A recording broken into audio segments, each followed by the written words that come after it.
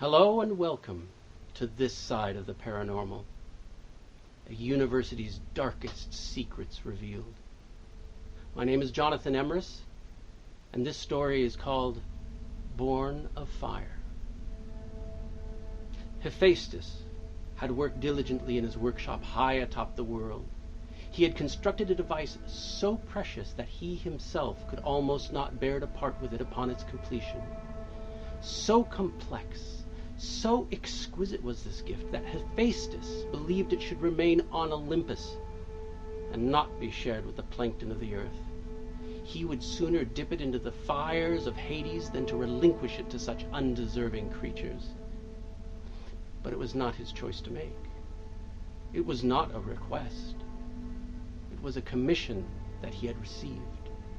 He was told, under no uncertain terms, that this gift was to be given to the clay parasites and that only they could use it, modify it, and improve it. But how, thought Hephaestus, could anything so wondrous, so perfect to begin with, be improved upon?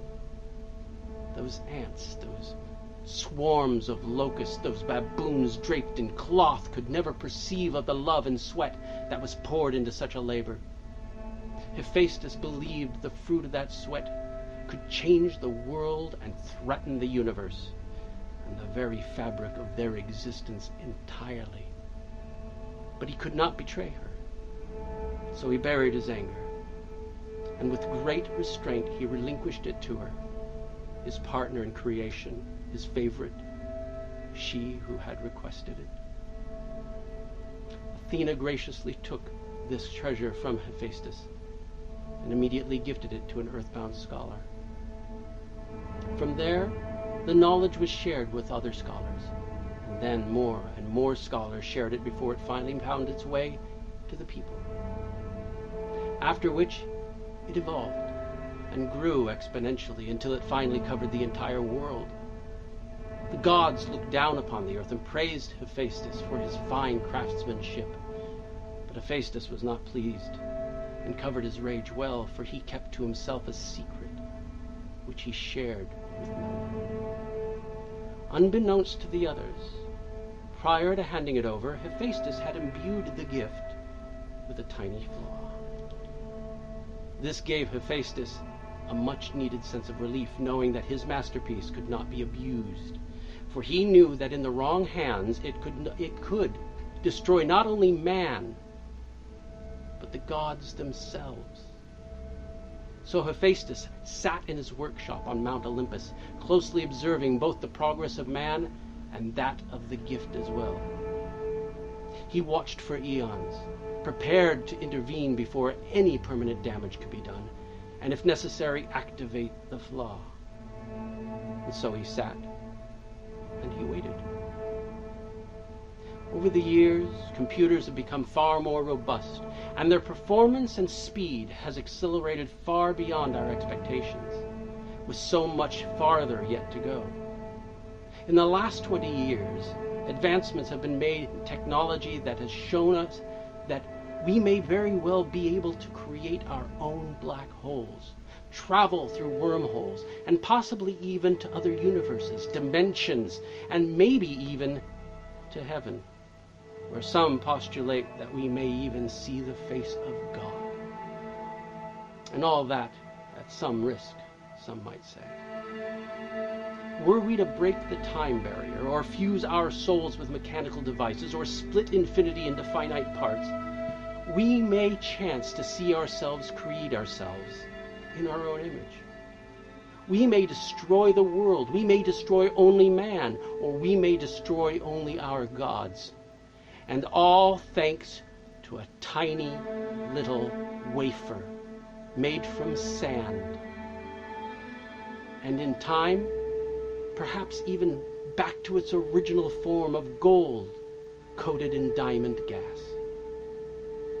Could it be that we look at the world differently now that we have discovered fire? Could it be that we feel the world differently now that we have put our hands in the fire? Could it be that we could destroy the world by engulfing it in fire? Have we destroyed our faith in the gods? Have we destroyed our faith in man? Have we destroyed our faith in ourselves? Who is our judge? Who is our jury? Who will be our executioner? Peer into a microscope, and the first thing you see is the reflection of your own eye, from which you make a brief analysis of yourself. Realign your vision, and you will see the connections to the world. Silicon, aluminum, glass, photolithography, etching, and ones and zeros all come into focus as you zoom in on a microchip. Add golden highways and spread it out across the large board, and you have a computer. Expand that board across glass fibers and you have a network. Expand those fibers across the world and you have a web of interconnectivity and communication in real time. Expand the web across the universe and you have a net to catch the gods, to imprison them, and to execute them in the name of science. Now, Hephaestus was worried. Since 1947 with the transistor, and then in 1959 with the integrated circuit, later to be dubbed the microchip, Hephaestus saw the direction humans were going and knew the speed at which they would travel. He watched as his gift changed form again and again to eventually become a powerful weapon aimed directly at the heavens. It was time to intervene. Only a few short months ago, in the computer lab at a university in Los Angeles, Professor Brian McCullough was going over instructions with his new ethical technology students on how to access their student accounts and how to perform library searches, as he had done for every new student in the past. It was at this time that the first sign of the flaw presented itself. As Professor McCullough sat behind the computer at the back of the room, punching some keys and clicking on links, he witnessed something not so uncommon, yet extremely mysterious. His computer went to a blue screen and spit out lines of hexadecimal error codes. As I said, not so uncommon, until he noticed that every computer in the lab, not only PCs, but Macs and Linux computers alike, all crashed to a blue screen. The blue screen of death, as it was so affectionately referred to. Which is extremely odd for Macs and Sun systems, which don't have blue screens to crash into. No. This was only the first of many unusual occurrences over the next couple of months.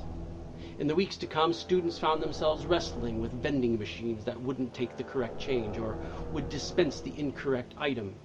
Grades became inexplicably altered on the university website, and evaluations were received with inaccurate statements. Student accounts with amounts owed doubled, tripled, even quadrupled, and parking fees jumped to an enormous $97.50 per quarter, which of course is completely outrageous. Everything that went into the computers came out garbage and was unusable. What was truly odd about the fact was the fact that there was no other campus in the university's family that was affected by this breakdown, except the Los Angeles location.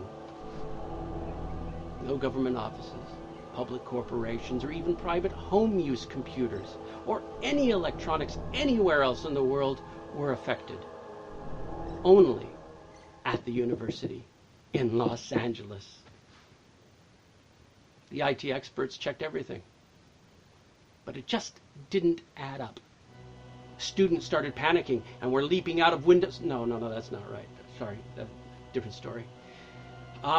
Students started panicking and complained to the administrators, who were just as confused.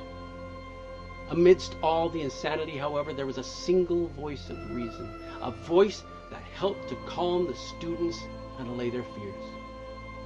Professor McCullough. His calm was infectious, and every member of the faculty, staff, and student body listened carefully as he explained his hypothesis as to what was happening.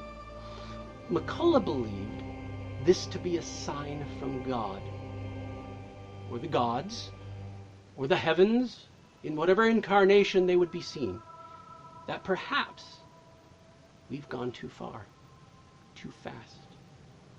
Perhaps, just perhaps, we should slow down a bit.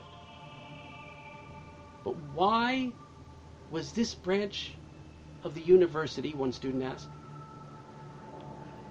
why?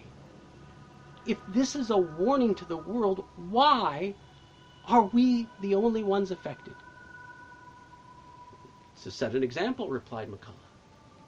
To recruit us, to stand point and take responsibility, to convince the rest of the world that by building up one side of our brain too quickly, we destroy the other. There must be a balance, he said. Our beliefs, our imagination, our dreams, our fantasies, our very creativity, and our loves must be nourished along with our logic and our analytical side. Feed one more than the other, and it grows too fat to propel itself.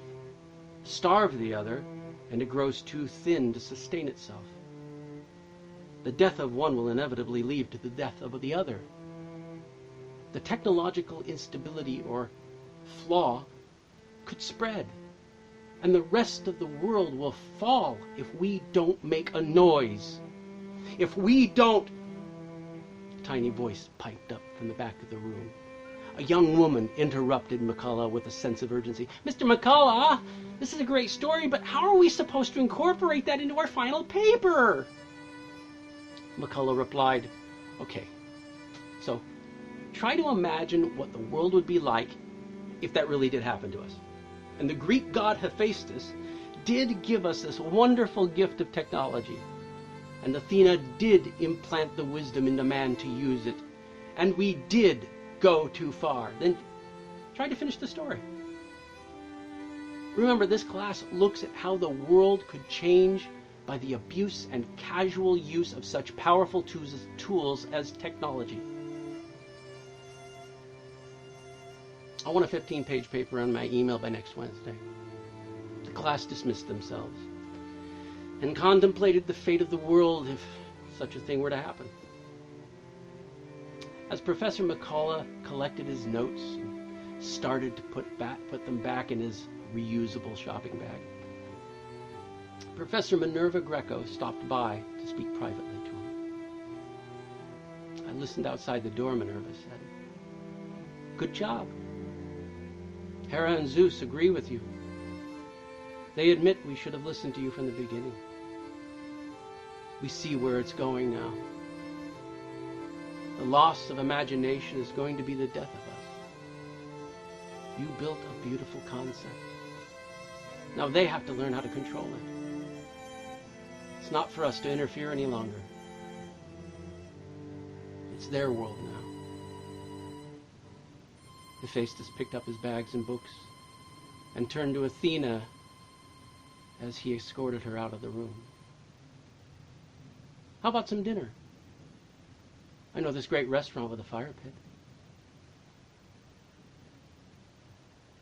Thank you for listening and watching.